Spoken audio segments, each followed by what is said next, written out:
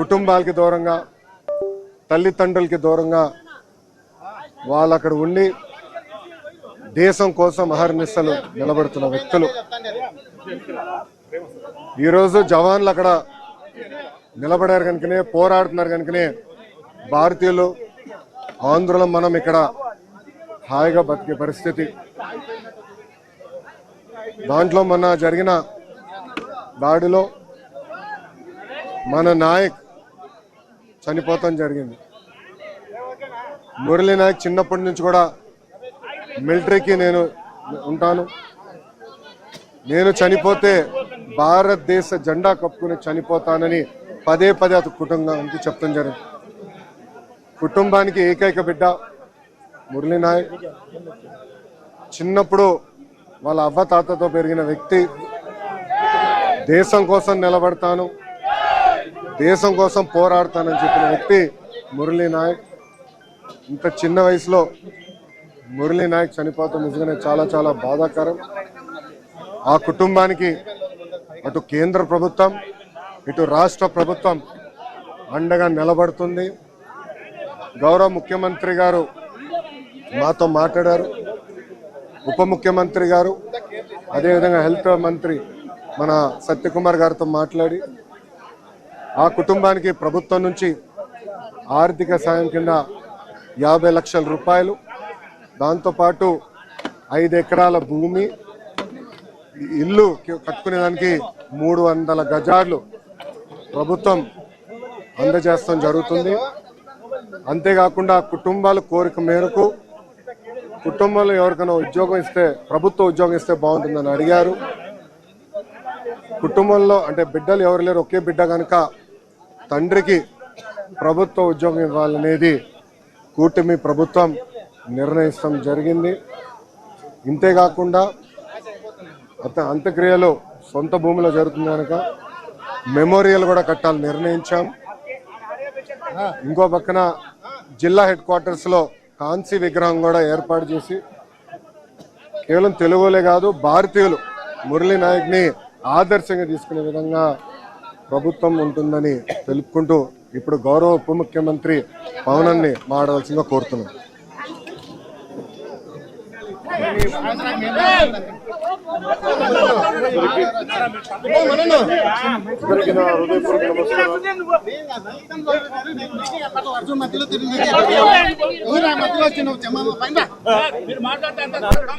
Please please madam.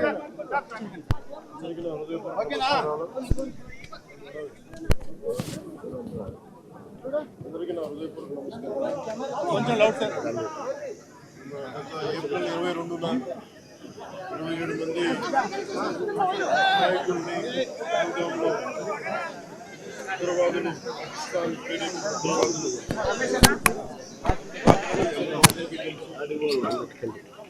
పర్యవసానం భారతదేశం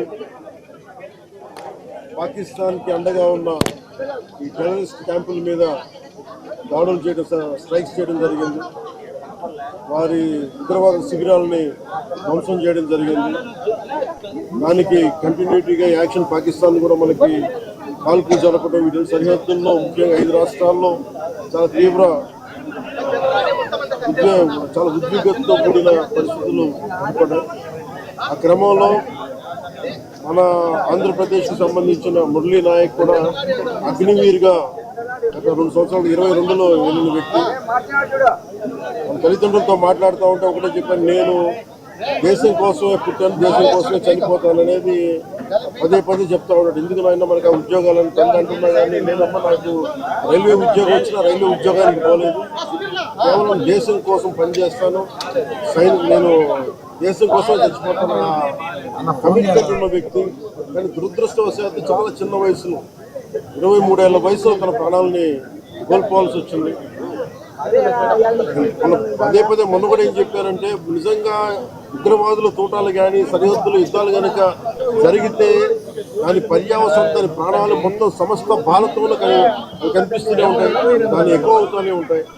దానికి ఒక బలమైన ఉదాహరణ మురళీ నాయక్ గారి మరణం. చాలా చాలా బాధ కలిగించింది. 23 ఏళ్ళ చిన్న వయసు. మన ఎవరు భారతదేశంలో ఎవరు యుద్ధం కావాలని కోరుకోలేదు. ఎప్పుడు మన పరాయి దేశాల మీద యుద్ధం చేయలేదు. మనల్ని సంరక్షించుకోవడంలో మన యుద్ధం చేయని పరిస్థితులు, తప్పక పరిస్థితులు. అలాంటి పరిస్థితుల్లో దీనికి మొదటిది కారణం పాకిస్తాన్ జనరల్, ఆర్మీ జనరల్ కూర్చోబెట్టి రెచ్చగొట్టి ఒక వారం ముందు, ఏప్రిల్ 22 ఒక వారం ముందు రెచ్చగొట్టి ఉగ్రవాదుల్ని ప్రేరేపించి అమాయకులైన మనుషులను చంపించేసి దానికి పర్యవసానమే. ఇక్కడ 47లో వాళ్ళు విడిపోయారు, వాళ్ళకి దాహం తీరల. 4 యుద్ధాలు చేశారు ఇప్పటిదాకా, దాహం తీరల. ఇప్పటికీ అమాయకులను పట్టం పెట్టుకుంటా ఉన్నారు.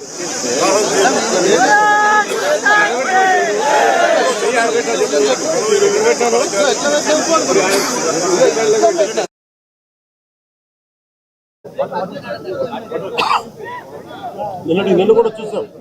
సీజ్ ఫైర్ అన్న తర్వాత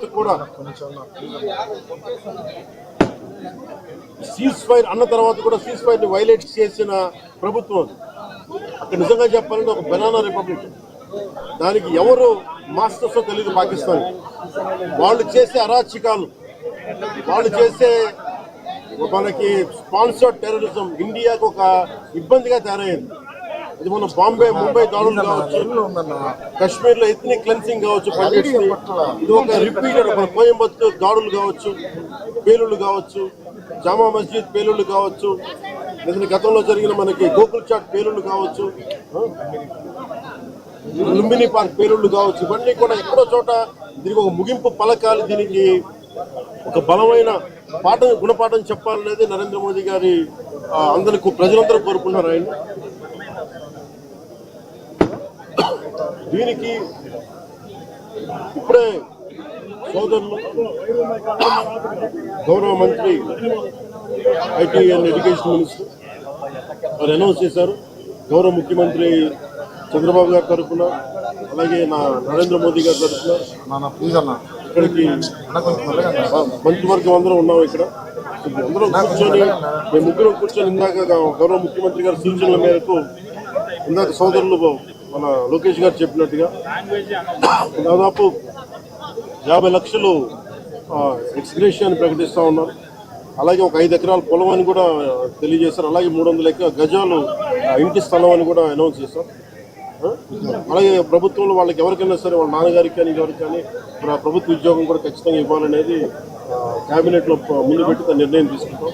ఇవన్నీ కాకుండా నేను అదనంగా వ్యక్తిగతంగా నేను కూర్చోబెట్టి బస్ ద్వారా 25 లక్షల రూపాయలు మన కుటుంబానికి నా వ్యక్తిగతంగా నేను సాయం చేస్తానని తెలియజేసుకుని, ఇది ఇలాంటి పరిస్థితులు రాకూడదని కోరుకుంటాం. కానీ దురదృష్టవశాత్తు ఇలాంటివి జరిగినాయి. మనం అందరం ఇలాంటి పరిస్థితుల్లో భారతదేశ ప్రభుత్వానికి, ప్రధానమంత్రి గారికి, అగ్ర నాయకత్వానికి, ఆర్మీకి, నేవీకి, ఎయిర్ ఫోర్స్కి, ఎంటైర్ డిఫెన్స్ ఫోర్సెస్కి ఇది మనం అండగా ఉండాల్సిన సమయం. ప్రతి ఒక్కరూ చాలా ఎరుకుతోటి చాలా జాగ్రత్తగా ఉండాలి. ఎవరు వాళ్ళు వేలాది మంది ఈ లష్కర్-ఏ తోయిబా లేదా జైషే మహమ్మద్ తీవ్రవాదులందరూ కూడా వాళ్ళు భారతదేశం మీద రకరకాల దాడులు చేయడానికి ప్రయత్నం చేస్తూ ఉన్నారు. సీజ్ ఫైర్ని దయచేసి మనం ఎవరు నమ్మటం.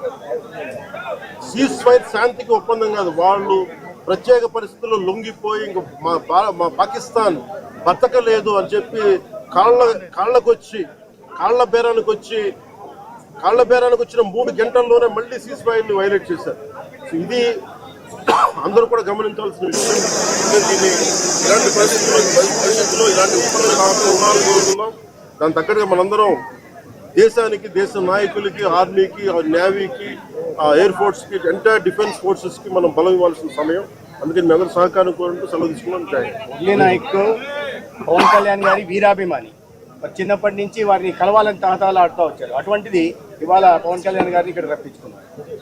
దురదృష్టకరమైన విషయం ఏంటంటే చాలా అది నేను ఇక్కడికి రాగానే నాకు చెప్పారు, చూసిన చాలా బాధ అనిపించింది.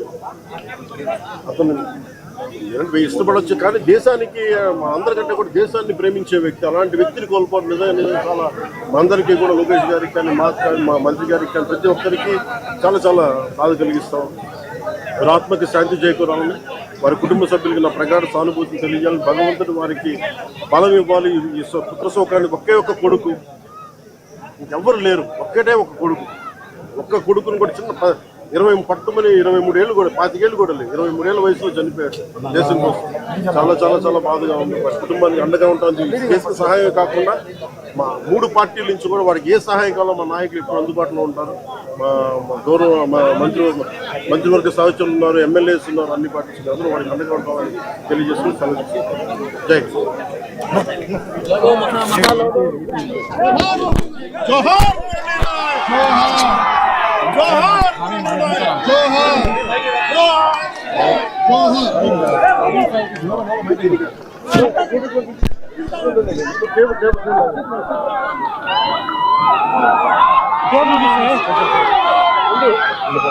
हाँ